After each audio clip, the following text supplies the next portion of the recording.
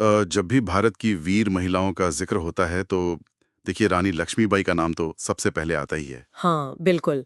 उनका साहस तो खैर बेमिसाल था ही। पर सोचने वाली बात है कि क्या इतिहास में सिर्फ वही एक मिसाल है? असल में तो इतिहास भरा पड़ा है ऐसी कहानियों से जो शायद हम तक पहुंची ही नहीं। सही बात है।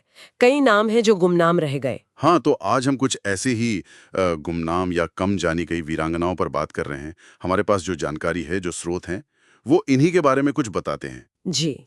ये वो महिलाएं थी जिन्होंने सदियों पहले मतलब अपनी सेनाओं को लीड किया। मुगल हों, पुर्तगाली या फिर अंग्रेज। हाँ, आक्रमणकारियों का सामना किया उन्होंने। बिल्कुल डटकर सामना किया, अपनी आजादी के लिए, अपनी जमीन के लिए लड़ी।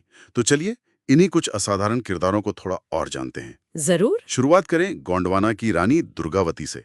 1500 के दशक की बात है ये। हाँ, रानी दुर्गावती। पति की मृत्यु के बाद कहते हैं सिर्फ 16 साल की उम्र में उन्होंने राजपाट संभाला। सोचिए जरा।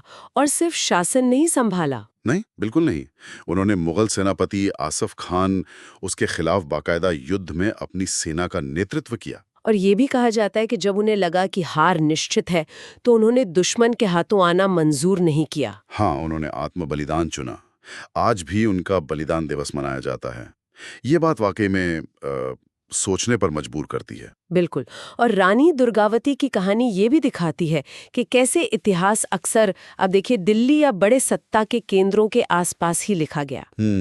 तो एक क्षेत्रीय रानी जो मुगलों से लड़ी, उनकी कहानी शायद उतनी अहम नहीं समझी गई, खासकर बाद में जब अंग्रेजों ने इतिहास लिखा। ये बहुत दिलचस्प नुक्ता उठाया आपने।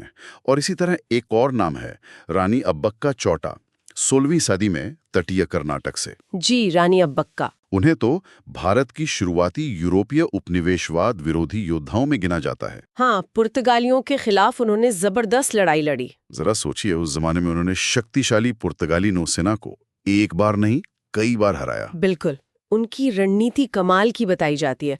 वो छोटी तेज नावों का इस्तेमाल करती थीं, रात में हमले करती थीं। हाँ, पुर्तगालियों को चौंका देती थी। हाँ, और रानी अब्बका जैसी योद्धाएं हमें ये भी याद दिलाती हैं कि ये जो विदेशी ताकतों का विरोध था, ये सिर्फ उत्तर भारत में या सिर्फ अंग्रेजों के आने के बाद ही शुरू नहीं हुआ। सही। ये संघर्ष बहुत पहले से देश के अलग-अलग कोनों में चल रहा था।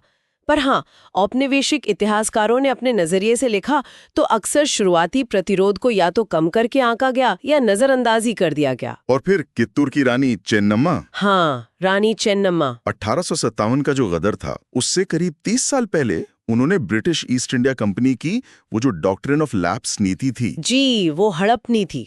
हाँ, कि अगर राजा का अपना बेटा नहीं तो अंग्रेज राज्य हड़प लेंगे, उसके खिलाफ हथियार उठा लिए थे उन्होंने।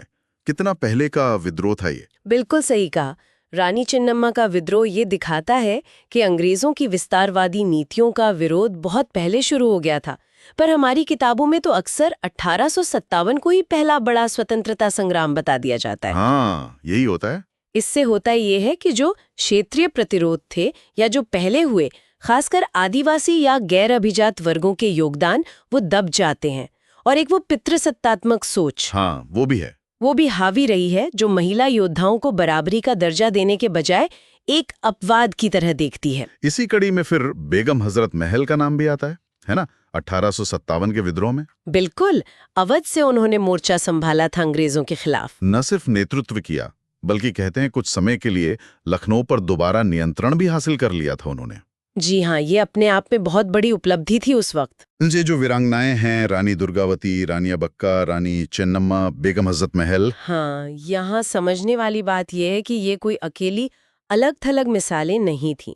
ये उस बड़े प्रतिरोध का हिस्सा थीं जो भारत में अलग-अलग समय पर अलग-अलग ताकतों के खिलाफ चल रहा था।